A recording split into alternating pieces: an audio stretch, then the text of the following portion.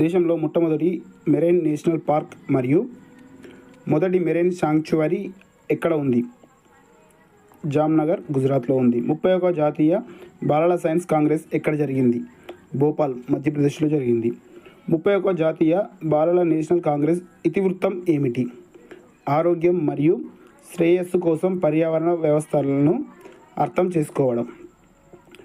వచ్చే 4 సంవత్సరాల పాటు ఇండోనేషియాకు బాస్మతి ఇతర బియ్యాన్ని ఎగుమతి చేయడానికి ప్రభుత్వం ఏ సంస్థను అనుమతించింది?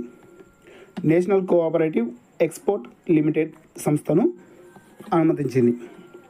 2025 నుండి పర్యాటక మౌలిక సదుపాయాలకు మద్దతుగా వసతి ఖర్చులపై 1% పర్యాటక పన్నును ప్రవేశపెట్టిన దేశం ఏది? రష్యా.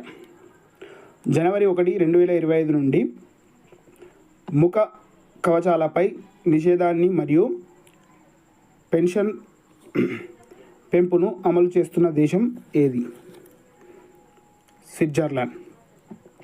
అసోచామ్ కొత్త సెక్రటరీ జనరల్గా ఎవరు నియమితులయ్యారు?